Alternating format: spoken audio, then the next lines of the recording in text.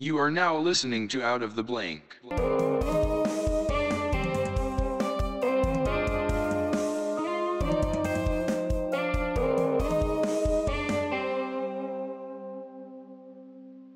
Well, here's another episode of Out of the Blank podcast, and I'm with good high school friend Brian Yount.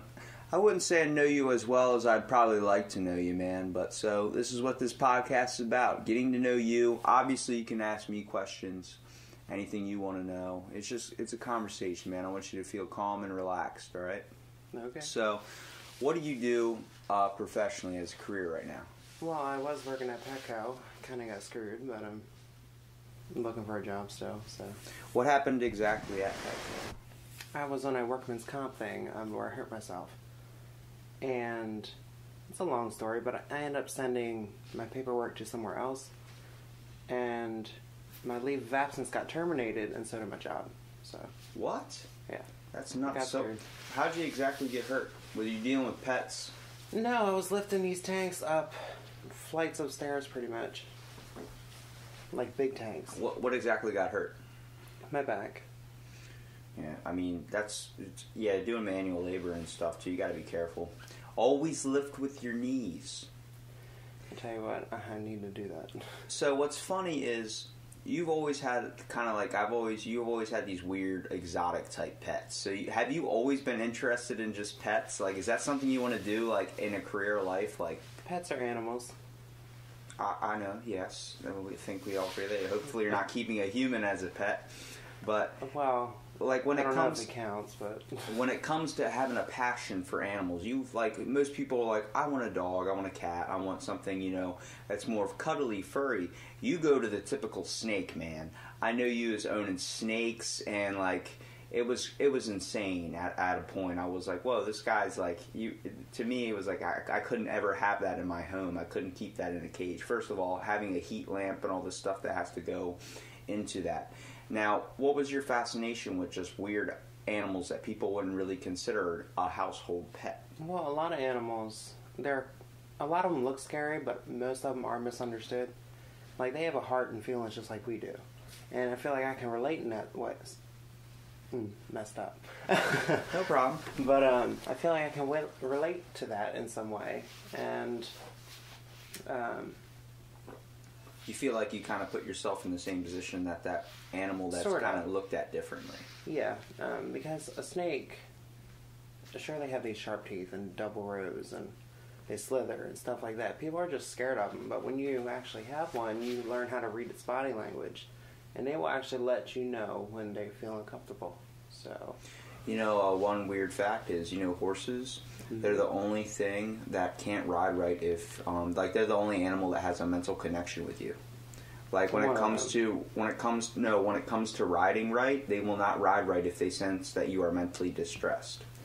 yeah, that is true. That was a fact I saw on a fact site. So now that you told me that's true, I'm glad I can keep saying that Well, and seem smart. But it's kind of cool. I mean, if you had to picture yourself as an animal, you'd picture yourself as a snake, or would you? What if you could be one? What would you be? that's actually a really tough one, because I can tell you, I'd be a sloth. I bet you would. I've come to the realization that I'm always kind of energetic and way too much, and I feel like my inner self, when I want to slow down and kind of enjoy life, kind of step outside and feel the air and breeze, that I feel like a sloth is where I kind of resonate, and it helps my mind kind of get in the focusing. Like, if you picture yourself, or think of the characteristics of that certain animal, you can kind of put yourself into that mind frame. Like, how do they move so slow? Maybe I should just slow down and take a time to enjoy life. And honestly, that's actually a good stress relief method too. Because if you picture yourself doing something that you're not currently doing, it shifts your mindset into thinking you should be doing that, and you start to feel those things. So the question is, what animal are you? What is your spirit animal, my friend? Well, that's still tough. I Me to guess come it back would be to a snake. Why? Is that because you just feel like you relate most to it because of just being looked at differently? Honestly, that's probably. Why do you the feel like reason. you were looked at differently? Well, I'm sure whoever's listening, they know.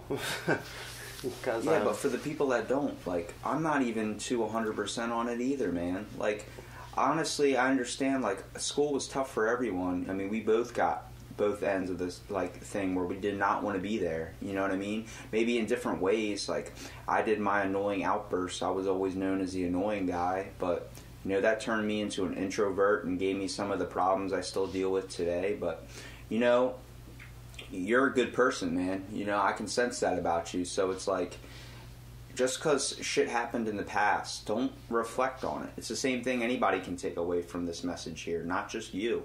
Like, you know, if you ever needed me, it doesn't matter if you bullied me in school or if anything like that before.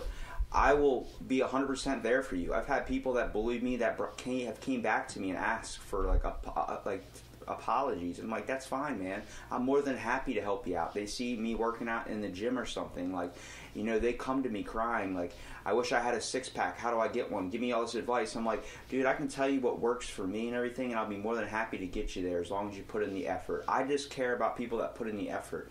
I mean, you have to realize we're all going through stuff, especially at that time. I mean, your imprinting comes from, you know, a lot of your childhood, which I believe, and it's the main fascination I've been getting into with psychology. Like, which theory, the behavioral or the psychodynamic theory, where, you know, stuff's instilled upon you through just genetics and, like, your family, which is a big part too, but also with how you've been shaped as a child. Like, your imprinting, you know, if your dad was an asshole to you, then you're going to grow up to be an asshole. If your mom was an asshole to you, you're going to grow up to be, or you could be the opposite. You know what I mean? You could learn from that. It's all how we take it in our strides, how we want to choose to reflect, to put ourselves out into the world. And I know what you're thinking right now. Robbie's right. And it's crazy, right? That's something that never really happens. But it's like, when I came to that realization, it was like, I started looking at people differently, looking at the world differently, being like, we're all projection screens, you could say. Like, we're all projecting an image out. So it's like, what image do you want to reflect? And it's hard. I mean, in that subject, trying to pick an image, you can't really pick it because your old habits and your old feelings from when you were a child still reflect, whether you realize it or not. I mean, you never totally get over your mishaps and, you know, stuff that happens. Any childhood drama or trauma you have, like, it's there for you forever. But Bruce Lee's one of his famous quotes where it was like, God gave you this path because you were strong enough to survive it. Like, that's true. You wouldn't have been put in the same situations. Obviously, it's messed up, whatever situation that you would have had to. And if you want to tell me about it, you can. Which I'd like to know more about, obviously. But, like, if you weren't strong enough mentally, physically, spiritually, any of that, you wouldn't have been put in that mind frame. And a lot of people say that's just because God gave you that life. You can look at it that way. Or you can look at it like you have the mental perseverance to come arise. I'm not a very spiritual person. I would like to believe that there is, you know, everyone has some right, and, you know, we don't just die when we die. But no, not to get down that road maybe just yet, but when it comes to, like, just looking at life, it's so much easier to take the minute just to enjoy the beauty of it and really to see, like, look past, don't reflect too much on the past, but look towards more of the future. Yeah. I left you speechless. Yeah, that you was did. a Martin Luther King speech that I pulled out of my behind there. You know, it's good celebrating Martin Luther King Day. Is it? Yesterday. Yesterday. Wow. I don't know where I'm at nowadays. I don't know what Or day. a couple days ago. What? Well, I keep forgetting the year even. Well, tell me about your childhood experience that kind of has roughed you up a little bit, if you don't mind. I don't mind, but I grew up without having a father who consistently stayed in my life. Like, I would see him every once in a while. It's probably been, I want to say, at least 7 years since I last saw him. And every time I try to, like, communicate and conversate with him, there's problems that show up in the family. Whether it's arguing or just stuff little that just bugs me and I don't want to deal with. So I just cut myself off. And my mother, she's She had you at a young age. Mm-hmm. Like yeah, she was 16 like years just old, turned right? 15. When she turned 15, she had you. Just That's a turned 15. ridiculous age to even think about having a kid. I was an accident baby. What can I say? I wouldn't Anyway. say you were an accident, buddy. I'm glad you're here. I'm a good accident. Anyway, Yeah, like finding $20 in your jeans, but it doesn't fit in any machine or claw machine Exactly. that you want to get a toy out of. that's why they got stores. Oh, quick with the comeback. I'm good with that. Anyway, she, growing up, she was always like stressed about certain things, and she used to have like these, I'm not going to say temper tantrums, but like she would get pissed off really easy. And so I still reflect that. Like I get pissed off sometimes with other people that I don't know very well. It's sort of held back a little bit. It takes a lot to get me like mad at somebody and actually verbally assault them in a way. Like just cussing them out or something. Yeah, you're not the physical type. I try to avoid confrontation. Do you feel like you have a sense of social anxiety a little bit? Yeah. 'Cause, I mean, 100%. I'm not calling you out here, but you No. told me not even 5 minutes ago you had to take a shot to come over and talk to just me. Yeah. I'm like, all right, And it's not working very well yet. Well, hang on. Well, you're opening up, man. Like I said, it's Yeah. gonna take time, dude. You're talking to me, man. So it's like, you don't have to really worry. I don't judge you in any way. I see you as this freaking person that's good at heart, good with animals, and you worked at Petco, which I mean that's a freaking trip and a half the amount of stuff that you have to do, probably taking care of those animals. I was Amount the of only shit one you have to who clean did a up. Are you lot kidding of me? it. That's like anywhere. There's always the one person that actually does a lot of work. It's the same place at my job. I feel like I do a lot of the work, and a lot of people just kind of, wait for me to do it. And it's like, all right, look, you get to a But certain they know point you'll where you do get it. pissed off. Yeah, that's the bad part. Because you don't like it reflecting bad on yourself. That doesn't show that you're a pushover. That shows that you have like pride of your image. But what I always hate is how society, we all look like, we're all trying to display an image out into society. And like I said a minute ago about it being a good thing if you display your image in a good way. But you don't want to care 100% what everyone thinks of you all the time, or you're never going to be happy truly in life. If you're, like, which we all are, we all care about what other people think. We all care, maybe if I wear this shirt a certain way, if I wear this a certain way, if I dress like this a certain way, this person will like me, this person will care about me, especially with guys and girls and stuff. It's like, hey, maybe not for you per se. Okay, I gotta drop this down first because I gotta get into this. Back in 6th grade, this is when it all started. No, 5th grade, was it? I think it was 5th grade. I gotta sit back for this one. Yeah, you gotta sit back for this one. I used to say you were gay, and not in a mean way, not in a mean way at all. But I had this like feeling. I was like, that kid's gay. Like he's obviously gay.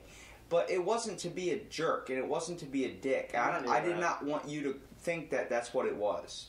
Because I felt like everyone was telling me, like, stop, he's not gay, stop making fun of him, stop making fun of him. I'm like, I'm not making fun of him. He's gay. Like, you guys don't see it? Like, you saying that? I kind of want to know who those people were. Mostly girls were saying that. We're like, he's not gay. I'm like, girls don't know. He's yeah. I was like, to think they dude, he's 100%. Like it wasn't to be mean, but I'm like, he's obvious. He has signs that go to the kind of stereotypical. I didn't want to set you down in that norm, but I'm like, I could just sense it about you. As soon as I met you, I was like, this kid obviously he does not like girls. He likes guys, and that kind of gave me a sense of comfortability with you as well. I'm not gay at all. But at the same time, like, I wouldn't give a shit if my best friend was gay. It's like, it made you a real person. But the fact that you were hiding it, you weren't displaying it out. You were hiding it. As much as you want to admit, yeah, you still kind of do. Right now, you're not because you're sitting cross-legged with your hand behind your head and you're curling your hair. You had style, bro. That was the main giveaway that you were not of the straight realm. Because any of the kids back then that like I can know when to match clothes and stuff. Mostly because my mom helped me. She's like, "What are you doing wearing an AC/DC black t-shirt, wearing like orange bright shorts. I'm like, I don't know how to dress. Let me teach you. And that's how I kind of learned and kind of picked it up. But you always had style in a way, or you always had, and then you had the earring too. And I was always like, is that the gay ear as a joke? But it was like, I don't know. Yeah, I didn't know either. Like I just heard about it. I and had was two like, piercings in the ear too, so I was like double gay. But I just knew you were, man, and everyone was always making fun of me. Now, when you finally came out, I fucking told everyone. I said, I fucking knew it. I told all those people that told me I was wrong and was being an asshole. I told them all. I was like, I wasn't being a dick. I knew it. And I even told you, I was like, I knew you were gay. And you were like, yeah, you knew. I was like, but you denied it and all that. I was like, you made me look like so much of a dick. But it's okay because like I understood what, like you were afraid a little bit. But what was the social stigma? Were you just afraid that people were going to judge you in a different way? Looking back, I honestly don't know. But at that time, I knew I wasn't afraid to, like, act out on being gay. Like, I asked my first guy crush in the middle of, like, the lunchroom. He was fine with it. He didn't care. He thought it was cool. And, like, he even said if he wasn't dating a girl, maybe he would. I don't know if he was being nice or whatever, but anyway, I would get him like little gifts here and there, and I was the typical like falling for somebody I can't help. On the hook, you would say, yeah. That's a Petco reference. Fish. It's funny saying that because I was the aquatics guy. I know you were. You got all these saltwater tanks in your house and everything. But getting back onto that, you were on the hook basically. I think every guy has been, whether it's on a guy on a guy or a guy on a girl. We've all been on the hook. I've been there. But I wasn't afraid to like show that. Like I wasn't afraid to like show love. Feelings for this person. You weren't afraid to show love. Now I would tell other people to send messages or whatever because obviously I have a social anxiety. So. But other than that, now it's like, why was I so like hesitant to tell people that I was gay when half of them already knew? And I actually didn't come out formally. I told Imani, who told everybody. Okay, basically. You told one person that has probably the biggest mouth to tell. Mm-hmm. No offense to her, obviously, but she knows it. It's a lot with a lot of kids around in this area too. A lot of people we know. You know, there's people you can tell your secrets to, and people you obviously can't.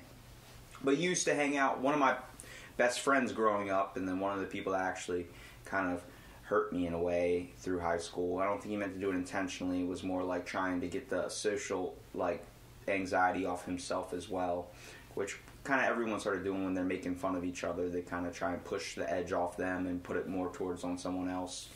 And Caleb, you know Caleb, and his uncle lived by you or your grandma where you lived. Door.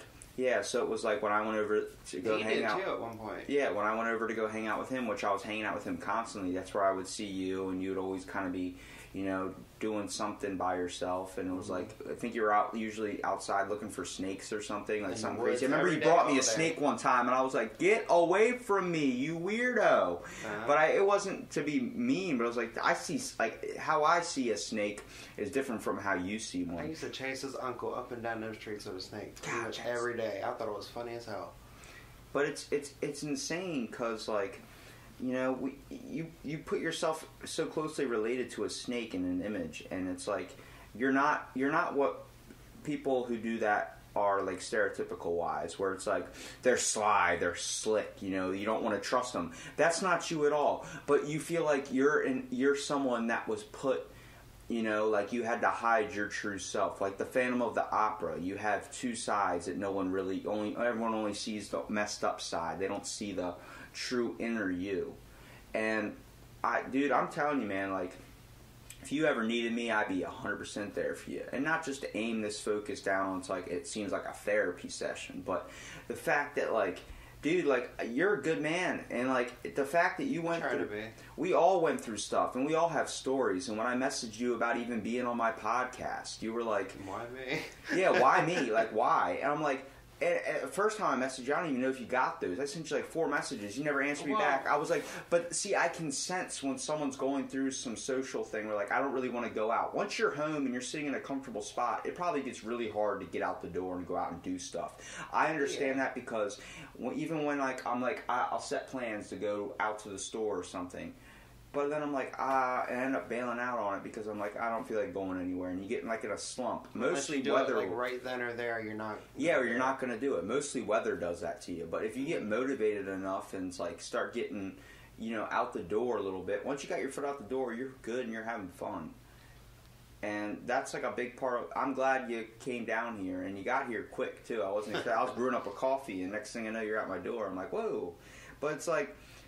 It's cool. It's nice to know you're reliable. It's a thing with you. Like, you're probably always on time for work. Always. I wouldn't say that. I was always late. Okay, I'm not going to go down that road. 5 minutes late, but... you're going to let people know if you're management. coming. Yeah. It's like, you know how, like, if you tell someone you're going to be there, I'm a man of my word. So when I tell you I'm going to do something, I've always done it. I've never backed down on it. It's my thing. There are times probably when I was a kid where I was like, I'm going to jump off this, and I got too scared and then backed up. But when I tell somebody, hey, I'm going to be there at this time, I will call you if I can't make it, and that's only if my car breaks down or something and I have no way of getting to you. I prefer, on time is early to me, that type of instillment. Because when you set yourself up for life like that, when you set, like, just the day like that, you're setting yourself up for life in a way. If you can manage everything, like I'll sleep a whole lot, so it's like I'm up pretty early, and I have ADHD and stuff like that, so that was always kind of hard for me to control, especially in a school setting. But fidgeting and all that stuff. I don't look at school like how I used to anymore. I don't see it as the giant social anxiety. Honestly, I miss it. I think the people I miss, some of them, but I think it's like graduation goggles. Where like the last day, you're like, I'm going to miss all these people, even though they were assholes to you. And if you had to come back in the next day and do this day all over again, not have the last day of graduation or something, then you'd feel the same exact way. You wouldn't be like, I'm going to miss these people. You'd be like, I don't want to fucking be here with any of these guys. And it's like, but once they're gone, you realize they're out of your life. Everyone's like, if you're not going to parties, if you're not very social, it's like, all everyone ever does anymore is drink. It's like, there's nothing else to do around here. Trust me, I like partying and all, but that is not 100% like living that sort of life. My idea of a good time used to be like just closing myself off, where I got into this routine. I became an introvert, didn't talk to anybody. Now I'm trying to get out there and hear everybody, because I start realizing everyone's got something to tell, man. And like, whether you think you do or not, you do, man. And you've already told me so much, like. And you can tell me more. I want to hear everything, man. It's like, what do you think about school? Like, the school systems are just getting worse. Everything's getting worse. It's not worth it. They need to do something about all that. But it's hard for them to look, not people like adults like us, but children to look at the world how I see it. It's hard to come to this, like, I guess with someone taking the sunglasses off your eyes, basically, like you're seeing the world as like everyone's in a tough spot and they're all just trying to get through the day, really. And it's hard for those kids that come home crying and hurt themselves in such ways. I know for a fact, I don't mean to say this, if it's too much, I can always go back and edit it out. But you hurt yourself, didn't you, at some point? You were going through a lot of depression. I could sense it, even though I never saw any damage. It wasn't like... And I hid it for the most part until it was one day where I just got tired of people and I did it in front of them, which I should not have done. It was like, I don't know. I don't want to say it's a cry for help because I don't want to be that person. But looking back, I felt like that's what it was. I just was just pissed doing it. Like, why me or what? No, like, it was just too much to go. Like, I'm not naming any names, but there was somebody, it happened on a bus. Like, I literally just took whatever I could and scraped myself. Well, not scrape, but I mean, I broke skin. Anyway. Was it, like, did the pain give you a type of, like... It was like an anger, and I didn't want to lash out at them, so I took it upon myself. Do you rather hurt yourself than hurt somebody else? Well, yeah. But that's a higher road than most people will take, especially in school back then. Everyone was looking to fight. But it's like, you were thrown in a position, like, growing up now, do you realize all of that was just bullshit, and that wasn't the answer? But you understand, like, what I mean when it comes to those kids that are having the toughest time, and probably in some kids in your position that were, like, experiencing that same thing, that are experiencing it now, and they can't look for the higher road. And, you know, they say parents don't understand. Parents don't understand. They really don't. Nobody understands. I don't understand anything you went through. You don't understand anything I went through. Only person that understands it is us. But we were given this life to make it into something. Doesn't mean we should end it or take it somewhere else. Yeah. And I think that's a good way to look at how you want to look at life. And I believe if a lot of kids hear this stuff and, like, understand, the world's a fucked up place. It's messed up in so many ways. The people are shit. Everything's messed up. But the world's also beautiful. We have many things. And it's hard to see that, especially when you're in, like, a You got to look at both sides. It's both sides of the coin. Yeah. Two Faces coin. We'll use Batman as a reference, all right? One side's burned, the other side's beautiful. Which side do you want to look at the world? Do you want to look at it like shit? It's going to put you in a shitty mood. Do you want to look at it like it's beautiful? You're going to look at it in a beautiful mood. But sometimes it's hard to do. I like to think Bigfoot's real, and I always talk about him. Bigfoot is real. You're an animal person. You should believe this. You should be out. Gigantopithecus is probably the thing. I wouldn't call him Bigfoot. No, he's Bigfoot. I'm talking about one guy, Bigfoot. I'm talking about one giant man, Bigfoot. I'm talking about a primal... I'm not talking about a primal race. I know what you're talking about. That one. I know what you're talking about. I believe that exists as well. But I'm talking about there's how there was a Da Vinci in the human race. That's Bigfoot. He's that. All the other primitive beasts are like, oh, you suck. Get out of here. You're not smart like us. And then he's like, ooh, and just walks off, and then starts freaking. He's like, he secludes himself from everybody. He's that individual, that spark in that one group of people. Everyone's got their own little spark. But there's always one dude's candle who shines a little bit brighter. I always like using Da Vinci. I'm obsessed with the Renaissance period, dude. I'm obsessed with creative stuff, mostly because of the games I play, like Assassin's Creed. Yeah. I don't really play a whole lot of games. Around the era. Yeah, but when I don't leave the house, I've been addicted to Assassin's Creed. So it's like when you're learning about Michelangelo, all these famous painters and artists, it's like, oh my god. And every time I think of a really nice drawing, for some reason my mind links to you. Because I always remember you as being that kid. I don't even do it anymore. Why? I just don't. You were so passionate about it. You were taking all the art classes, drawing. Your drawings were so good, dude. Everyone used to say, it's that weird kid that drew. I was like, I mean, even I said that, I'm not going to lie. But I wasn't like, I wasn't saying behind your back. It is hard to find inspiration. And it's like a writer's block, but for an artist. If you, like nowadays, I sort of express creativity in more of the architectural side, like, you know, these Sims games and stuff like that. Sims is fun, dude. That's one of the games. But I won't play it. I'll sit there and build houses and I like Sims and let everybody Pets. download them. Sims Pets. Which one? Sims 3 Pets I have not bought yet. Oh no, Sims 3 Pets is the one I played. Sims 4, I pre-ordered it, spent $60, played it for 3 days straight, have not touched it since. Now. I have not touched it since. It's just so expensive. I beat the game basically. I'm a billionaire in it. I have like a 5-story house, and I'm like, I like Sims 2. So you got a big box. Basically, yeah, it's a giant square with like multiple stuff. And then I tried to do like decorations and stuff, and then I ended up building a pool in the basement and just throwing my sim in the pool. I had a workout gym. I had everything. I was like working out more on that than I was trying to do in real life, and it was like, I don't know, it just became something. Then they added pets, and I was like, I will spend $40 to play this. But I know as soon as I do it, I'll play it for like 3 days straight and never play it again. The only good Sims to me was Sims 2. The very first one I ever got. I got my grandmom to get it for me. She's like, it's a teen game. I'm like, can you get it for me? I'm 14 years old. And the picture of those two kissing, like totally... Yeah, but she buys it, and the funny thing was... First thing I did was you had to shower and go to the bathroom and everything. So I'm living in that home, and it's that freaking Paramore song. Crap, what's that freaking song? Show me when arts aren't when. That's the one. Yeah. Pressure. That one song by Paramore. But it was like the words were all gobbledygook because that's how Sims talk. Like it's similar. Yeah. I'm totally nerd. I was taking a shit in the game, and my grandma walks in, it's all blurred, and she's laughing. She's like, "Oh, is this the only bad part about it?" And I was like, "No." And then, like later, I started to find out you can do more than that. Like, yeah, but it's under the covers. It don't count. Yeah, but when you're 14 years old, that'll give you something, even though if you don't know what the hell. Lion King will do something to you when you're at that age.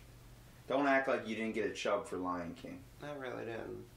Maybe I it's cried good. during Lion King. We all cried during. I felt many emotions in that movie. I don't know. It's weird because when you're a kid and you're experiencing that, you're like, "Why the hell am I feeling this right now? Why am I'll I?" go back and watch half of those cartoons and hate them. Like, I really will. Like, even though I used to, like, love them. Courage the Cowardly Dog is the best. Johnny Bravo is awesome. Teen Titans was amazing. They fucking ruined it now. Everything's getting...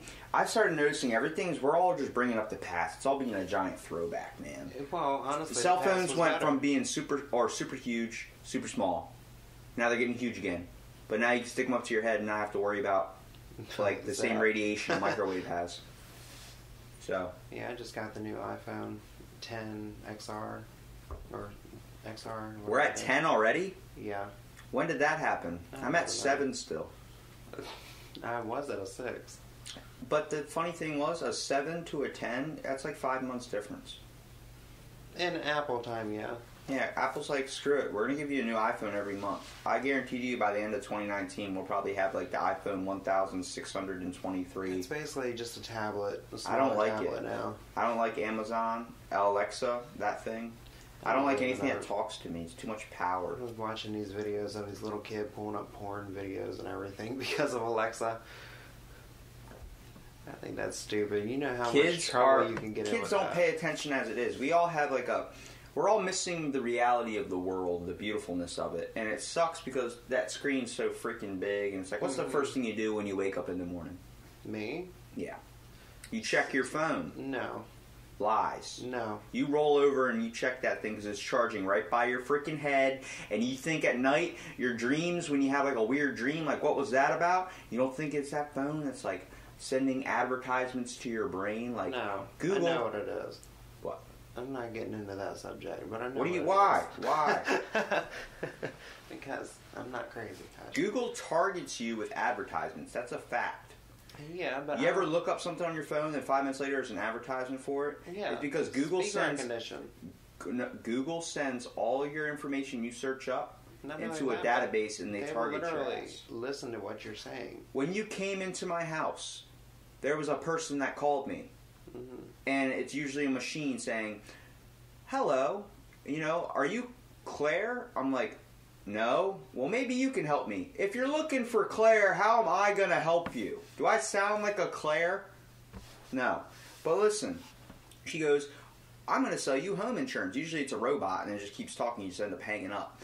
So this time, a person called me, "Are you looking to buy a home?" I'm like, "I'm 20 years old. It's not in my future, I hope, in the next couple of years. So can you stop calling me?" And next thing I know, she's like, "Sorry," and then hangs up. I'm like, "Oh, that was a real person." I give so much props to those people because you know how stressful of the real ones, not the robots. You know how stressful of a job that has to be. Getting constantly called. Yeah. Those are the people that probably shoot up a bank or something, to be honest with you. No, but I mean, like, getting cussed at and, like, rejected when they depend on this little bit of income. You're telling me Thomas Edison from freaking India on customer support, not to be racist or anything, but... No, I get it. I asked for English. What are you... But yeah, are you trying to purchase another... It's like, shut up. Can you just fucking help me? That, if as soon as you cuss at them, they're able to hang up on you. They're great with computers. They're not the best with talking. But... If you're on customer support, I learned this. It really sucks. If you know comedian Bill Burr? Well, he's got a joke.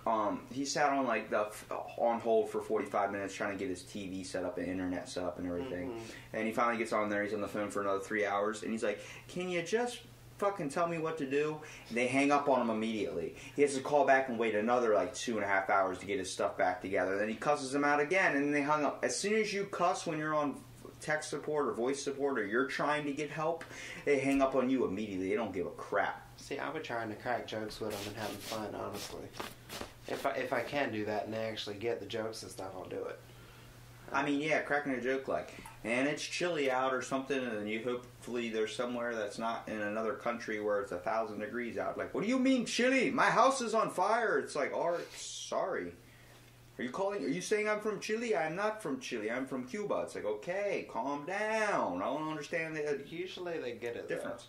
Though. Yeah, but You know, and sometimes you get the fake laugh. That's always the worst. You're on voice support and you get the, well, sir, is it plugged in? I swear to God, if I want to know who the idiot who calls and says, "Oh, it wasn't plugged in," and hangs up. I've done it before. I get those. I work at a hotel, and I get the people like, this room. I get guest services calling me. This room needs a coffee maker. I'm like, no, they don't. They don't have it plugged in, or they don't have the water in it. They don't have this. Next thing I know, I go up with the coffee maker. Oh, we figured it out. I'm like, you didn't bother to call back and let them know, so I don't have to come all the way up 10 floors to give you this thing. They're like, oh, it's all right, and shut the door right on my face. I'm like, thank you. But it's like, it just, everyone, I mean, it's something that's a small little, I guess you would say, emotional infraction I have. Like, it's like an emotional fracture. I get little pissed pet off. peeve. Yeah. But I mean, everyone makes mistakes, man. You know, it's something we've talked about already. It's like people, you know, we're all just trying to kind of make it in this world. Just find something that doesn't allow you to choke somebody out unless that's what you want to do professionally. So what's your passion, man? What are you looking to pursue in life? Still animals. So, zookeeper, man? No, that's too cheesy and it's hard. And most of the time you don't get paid. A lot of it's just volunteer work. I mean, you do get paid at like the really big zoos, but around here locally, it's just volunteer work, and you have to pay to take a class. So well, I mean, like, you're dealing with exotic animals. Obviously, you don't want to be like maybe a veterinarian, dude. That'd be you for sure. The only thing stopping me from that is the lengthy schoolwork. Would you so you do want to chase down that path, or what? Sort of. If I can get into like being a field, like sort of like a marine biologist or zoologist out in the field, doing stuff with safari parks and stuff like that. So that's more of a path I would take. Would you prefer to travel? Yeah. Like go to Africa? Depends. Look at the lions. Depends on where. Not the Lion King version, but like the actual giant big cats and stuff. Yeah, and I can see. I'm more into like the science of, I don't know, like animal behavior and behavioral patterns in animals. Much like I'm obsessed with the behavioral pattern in people. Yeah. You have the same obsession with animals. That's pretty cool though, because you can more be controlling of an animal. I'm not saying I want to control people, but you know, it'd be nice sometimes. There's an obvious sense of predator and prey in a way. Yeah. I mean, depending on which one you are with the animal that you're viewing, which is always different. Same with analyzing the human mind. The one thing that I realized, because I'm in an abnormal psychology class, and I'm like learning, and like there was this test where there were 10 individuals, 5 of them had a disorder and 5 of them didn't. Out of the 5. There are 3 out of the 10, there were 3 doctors that had to diagnose which one had the disorders.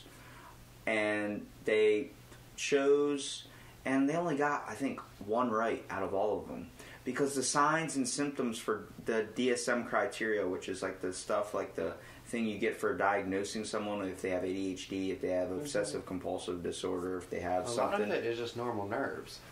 Well, at the same time, the main thing that I noticed was they only got 1 right. That's not the doctor's fault. No. And the reason why was a lot of these people were on medication. And you're walking around in life, and someone could have a huge mental disorder, or what we classify as one. ADHD is considered a mental disorder. It was like that. I mean, it feels like that in a way, but it puts me. I think it's more of like a small mental handicap. It's definitely a handicap, but it puts me in a light where I'm like, I feel like I should be locked in a padded room when they say that. I don't feel like that at all, but I understand. Like, I was a major disruption in class because it was hard for me to sit still. I would get up 50 times to sharpen a pencil just to get up out of my seat.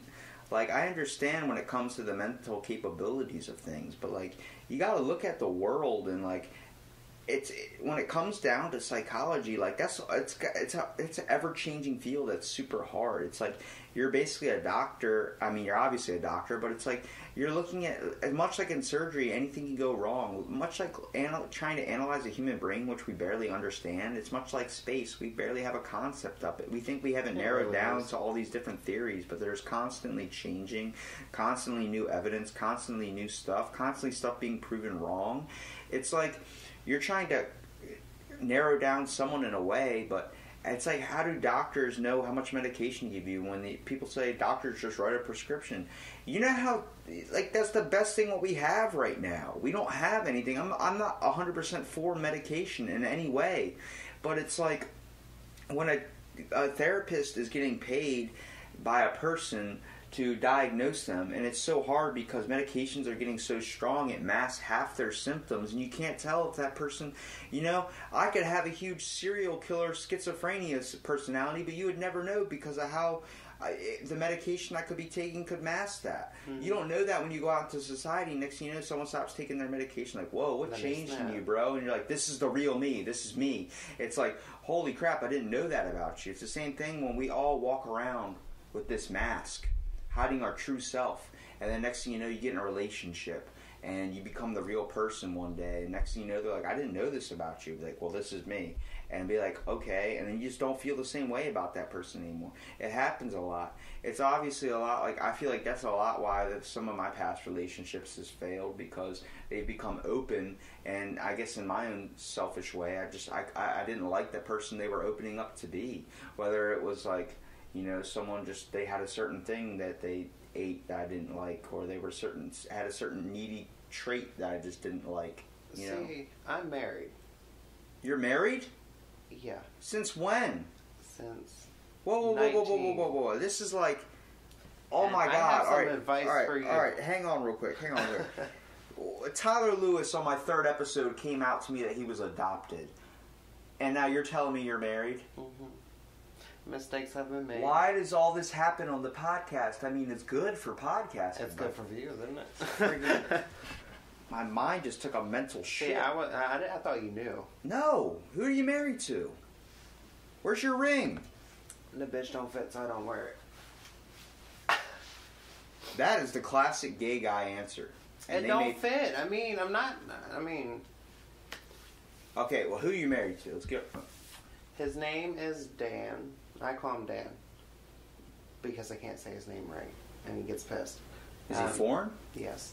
Where's he from? Serbia. Oh my God! Did you order one?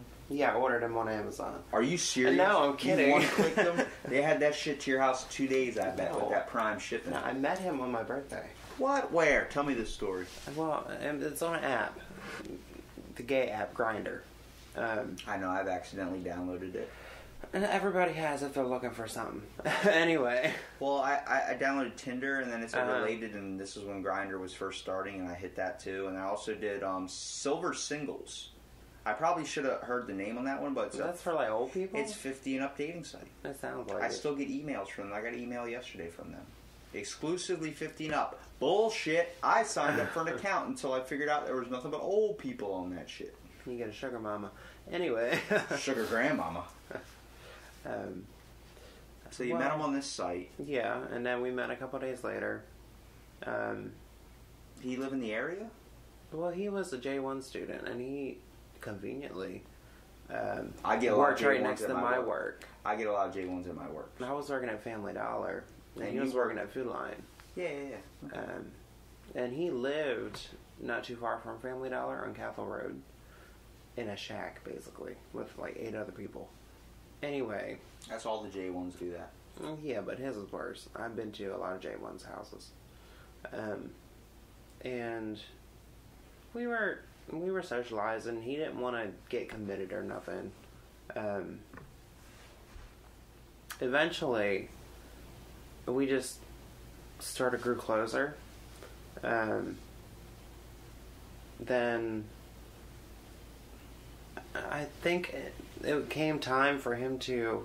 It was nearing his time to, like, go back. So is this a type of marriage type thing where it's just so he can be in the country? Or... No. Does he live with you now? Yes. He does live with you now? Yeah.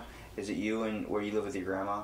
I didn't for when I started, but then she ended up moving back into the trailer because she got tired of my mother. So who do you live with now? Right now, it's just him because my grandmother is staying somewhere else. So you got your own house? Huh? You got your own house? No. Well, I mean, technically.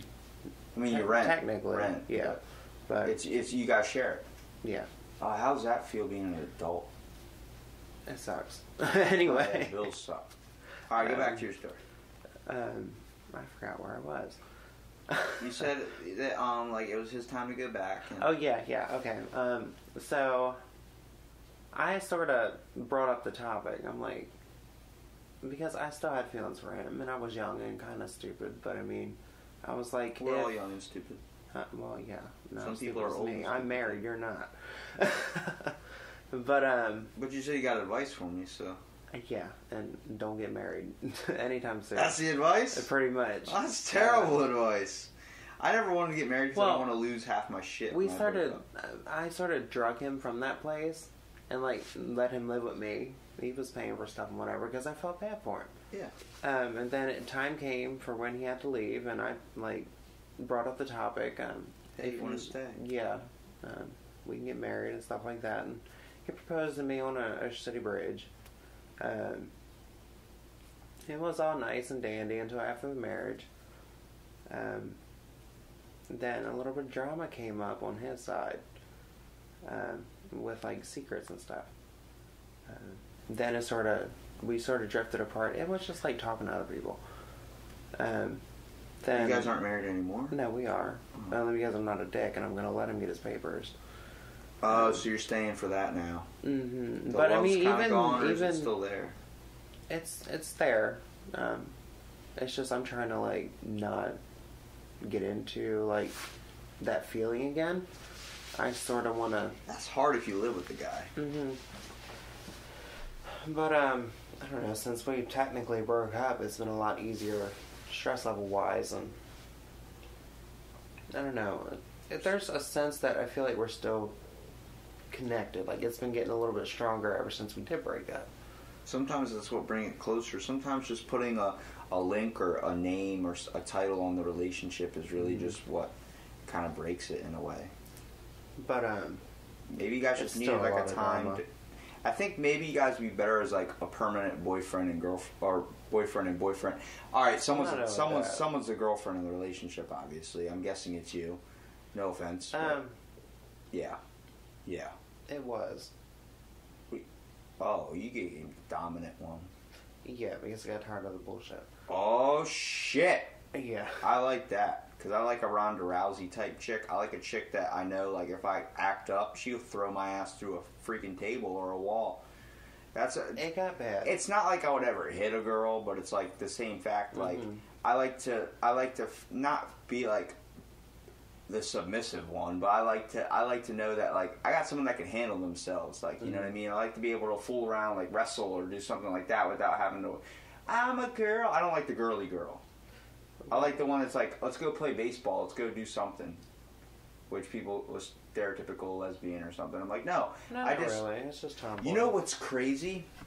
I don't mean to call my grandmom out, but I didn't know for the longest time my grandmom was a lesbian, and I always thought she had all these roommates. And I used to stay up there, and sometimes in summer, she lived in Baltimore, and I'd stay up there like maybe 2 weeks out of the summer. Dude, I didn't find out until like 2 years ago, like as an adult, and I was like, what? Like, because my dad was like, oh, she's getting married again. I'm like, what? And they're like, yeah, she's getting married to this girl. I'm like, what? And he's like, yeah. I was like, she's a lesbian? He goes, you didn't know that? I was like, oh my God, it all just clicked in my head. I never took the time to look at the little family photos or the little side-to-side portraits because they just look like best friends in the photo. They weren't hugging or kissing in a way. They weren't. One was in a dress, one wasn't in a suit. They were both wearing whatever, and they matched. So like, they just went to a party and someone took a picture of them. Oh, they're best friends. Oh my God, it like all clicked in my head. How much of a dumbass was I walking around? They slept in the same room. I didn't question that. I thought they were doing that because I was there and we only had 2 bedrooms. One had an office. You know, they both have short hair. One wears jeans, the other one wears khakis. You know, they dress like the average, you know, stereotypical. And I was walking around freaking public like it's my grandma. I'm like, you know, she lives with her best friend, like not even thinking twice about it. And I remember my dad asking me, does that bother you? I'm like, it doesn't fucking bother me at all. I'm just upset. Then no one like sat me down like, you know your grandma's gay, right? I'm like, well shit, now I do. Like, it's just, it was like a moment where like, you know, the Da Vinci Code probably, like when you finally cracked it in the movie, he's like, oh my God, all the pieces align. I felt like someone pistol whipped me 30 freaking times, man. I felt like Stevie Wonder if you made a free throw. Like, it's nuts. And, like, having those moments. And I think it's the whole... It depends on when they grew up, too. And they probably didn't show any of it. Not to me. Even I'm not, like, all PDA. Like, I don't like the whole... I don't mind holding hands and stuff. But how freaking nuts is that I knew you were gay, but I didn't know my own grandma was gay. Because they're better at concealing it. I don't think that's what it was. I think it was because that's what instilled my sense of being able to tell that you were. Because going around them, I just felt comfortable. Like, I'm not saying I'm gay, but watch this be the podcast where Robbie comes out of the closet. No. It's just like, there's a sense of comfortability where, like, if you're in, like... That should be the title, though. If you're in a room with your family, it doesn't matter if they're gay or not. It's like... Or if they have a certain... Or if they're black or white. It doesn't matter any of that stuff. You don't see that. You see them... That's family. You know? And it's like, when you're out in public, it's different. You have more... I think you're more aware. That's what it is. You're more aware when you go out. So I was more aware of my... Because you weren't expecting it. Yeah. And it's like, when I was going over there, it was like going to a family dinner or seeing everybody. You're not as aware because you're around your family. You can just, like, do whatever the hell you want. You know, Basically. You're comfortable. Like, your comfortability level's off the charts. It's the same thing. If you have a family member that's black and you're living with them, it's like, you're just comfortable. You don't see them as being black. You see them as, that's just my cousin. You know what I mean? Mm-hmm. But if you go out into public, there's an obvious sense of, like, that person's black. You know, I can't say this or it might offend them. And it's even if it, you know, it's that social stigma, kind of like that play on society and how our brains kind of work in a way. I feel like that's why I probably didn't sense that she was like that. But I don't have anything wrong with her. I'm happy for her. If that's what gets your kicks, man, I'm not going to judge anybody. If you're into freaking doing whatever you want, and I think as long as you're not hurting anybody or you're not, you know, I don't like all the public display of it. I think kissing is fine, but you know. When you're wearing certain clothes that only just cover up your... There's a place for everything. Yeah, exactly. And I'm sort of old-fashioned that way. I believe like I am too. Mostly because I was raised by my grandparents in the same way. And, like, I mean, I wasn't 100% raised by them, but, like, hung out with them a lot, you know. Got a lot of instilled stuff from them. Like, good values and stuff, too, from both my parents and my grandparents. Like, when it comes to... Summer times, I'd be up there, it'd be like, hey, we're going to go out and cut the lawn and do all this early in the morning. I want to sleep in. I don't care. I'm like, it's Saturday. Be like, yeah, you're not playing video games all day. We're going outside. Also, like, you know, when it comes to eating food, make sure you're eating everything on your plate or you're sitting there. It's like, and going grocery shopping. I go at 4 in the morning and get all those yellow ticket stuff. It's like that type of stuff kind of, you know, instills you for life, man. That's what they're trying to do. They're spreading wisdom. That's why I'm like, I've honestly thought about going, and, you know, the best part I love about having my mobile recorder and stuff is I can take it, put it in my car, and if I go out, I want to interview everyone, man. Like, it doesn't matter if I just met you, I know nothing about you. Obviously, if I know more about you, it's going to give me information for the podcast. But it's like, everyone's got a story, man. We all got a life experience. And, you know, people always talk about, why don't you cut them down to an hour? Why don't you do this? And, you know, try. Some of them are going to be an hour, and that's just because, you know, it's a thing. I don't want to sit here and drone you on and hold you down. But at the same time, it's like, it's my conversation with you. If we want to shoot the shit and talk, I'm doing it for me and you. I'm not doing it for anybody else. This podcast isn't designed for anybody. If you feel like listening, go ahead. I don't care. If you don't feel like listening, whatever. Yeah, it's going to feel better if I'm getting all these likes and views and people are enjoying it, obviously, but I'm not going to, you know, there's someone that's going to vibe with your voice, going to jive with your tone. They're going to love everything about what they're hearing from you. And there's someone that's going to hate my voice and hate everything about me. But, you know, there's going to be people that like it too. I'm not forcing anybody to listen to anything. I just want people, if you can get something out of it, then get something out of it. And I feel like I've been like the talkative one in this situation. I usually like to narrow my episode down on the person too and talk to them. But well, it's hard for me to talk. I feel like you did a pretty good job in the podcast, man. You've talked to me. You've opened up. I've learned stuff about you, and you know. See, I have a therapist, and I don't tell them this much. So, do you think that's a passion I should pursue? like a psychiatrist type deal? Well, because you're not like, you're just bringing up random things that turn into like a really good opener. I lower your guard and then I focus on you. Yeah, that's my freaking They just thing. ask you straight up, what's wrong with you? Like I'm like Basically. high five, and you go to high five me, and I kick you in the nuts, like that. That's what it is. Yeah. But it's like it's an emotional one. It's a mental one. You like that? That's gonna be my poster. I'm gonna have a motto or like motivation. Honestly, I think you'd be good at it. Oh my God! Everyone heard it here. This is where Brian found Robbie's start into psychiatry. You can be my therapist. I'll do it, dude. Just come over. You can sit on my lovely couch that you've obviously gotten comfortable with. Yeah, rubbing my leg on it. Not in a dirty way, if anybody's out there listening. But, you know, it's cool, man. I like that you feel relaxed. You obviously feel relaxed, you know. I like that. I definitely felt like when you rolled up, you were, like, kind of shields up a little bit. Yeah, you were shields up a little bit. Now you're obviously comfortable, man. Like, you know, I told you, I offered you a drink. You were like, I'm good. And I'm like, are you sure? And you're like, I mean, if you honestly want to give me well, one. I mean, I'm like, not going to... Yeah, I'm offered it. I've learned not to say no. No. But there's, like, I don't know, like, it's just... Dude, I feel bad for saying no. We're talking for what could range to be like an hour and a half or 2 hours. So it's like, you're going to want a freaking drink, man. And you're going to want to be like in the middle of it, like, hey, I don't know if you're sitting cross-legged because that's just it's how... a little bit more comfortable.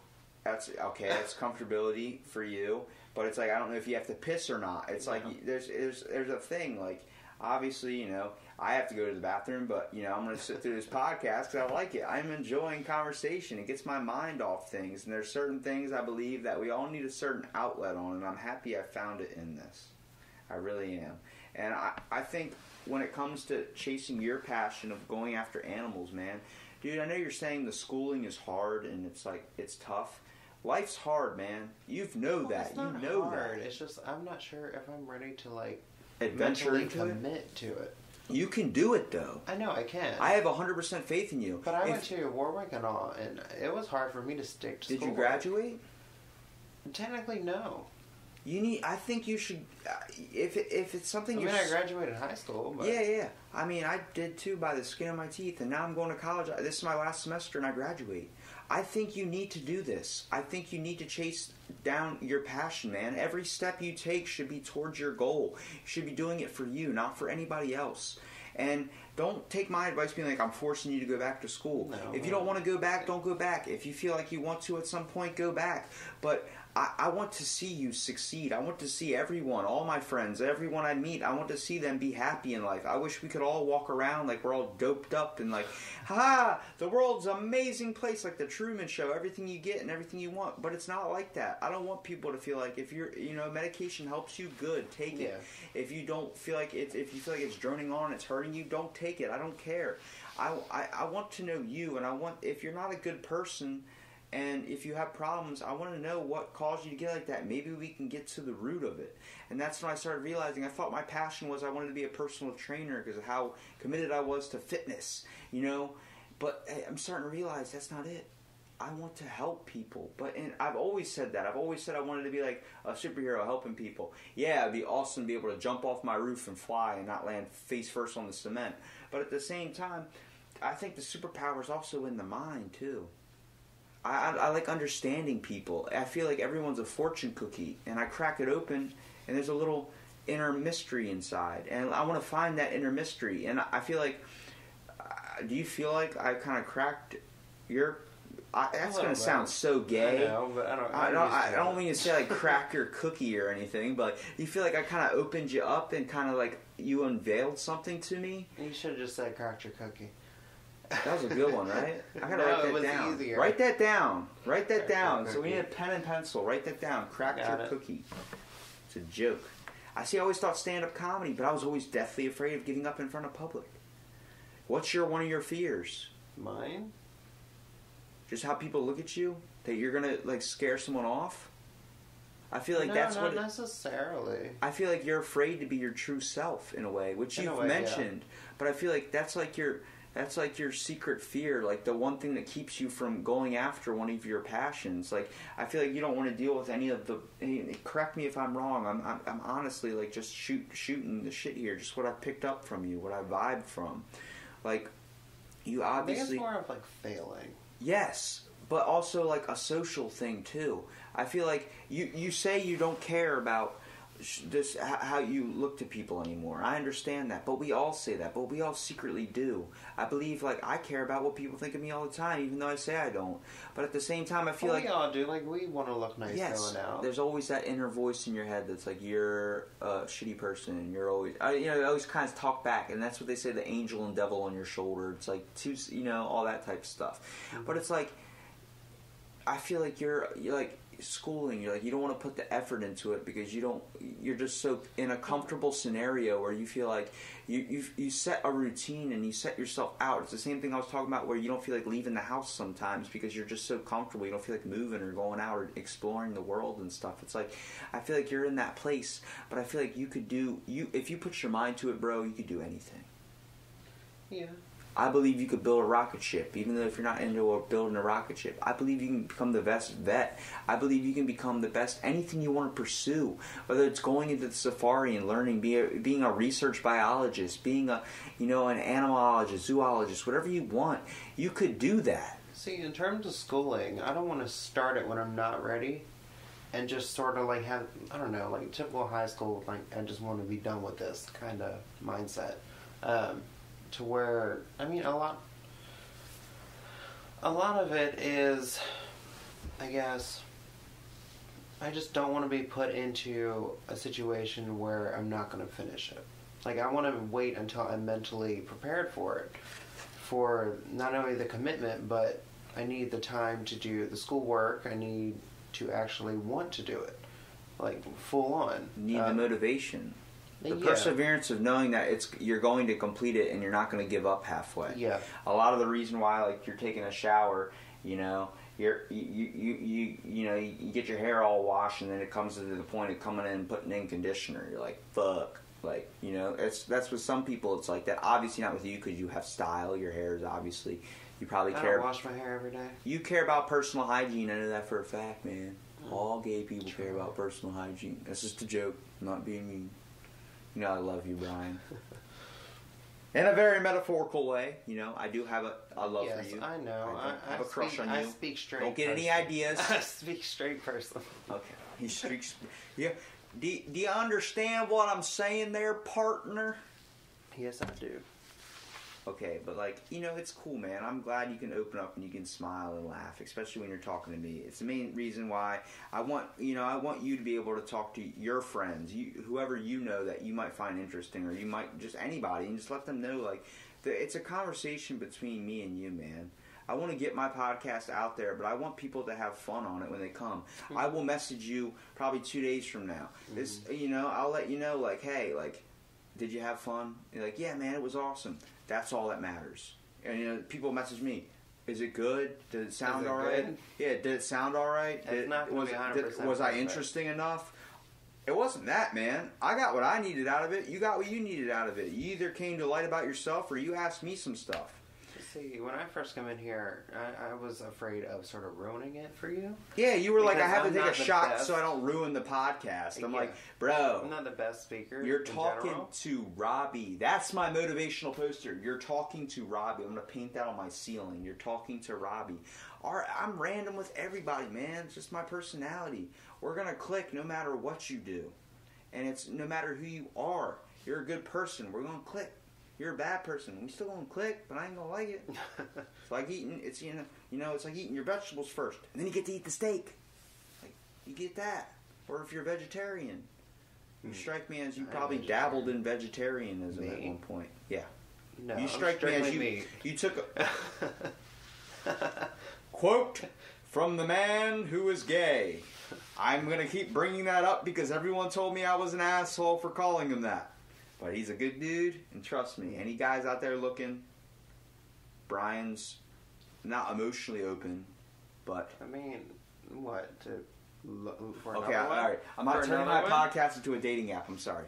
Okay, but yeah, it's like... Look, put it this way. He'll put something in the description. He'll crack your cookie. I ain't cracking nobody's cookie.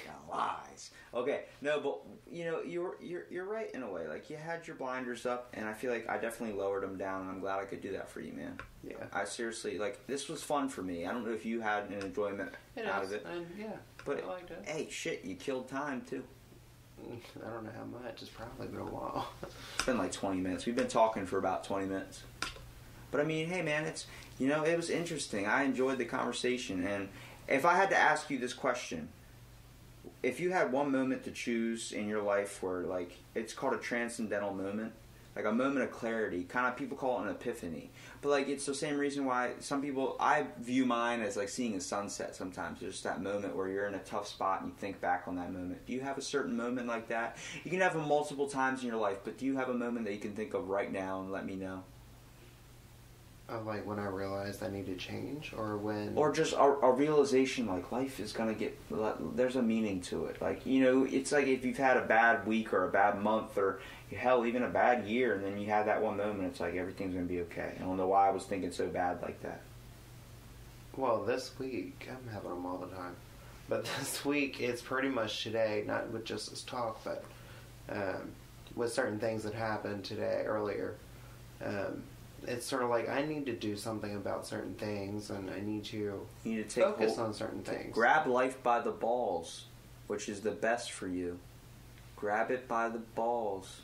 It's another disgusting. This gay thing. I mean, I gotta crack as many jokes as possible. I do it out of love, though. So, but like, like I said, man, I don't look at people like that. I look at who you are as a person, man. And let me tell you something. If you're saying that this talk was a good transcendental moment for you, it was part of it, yeah.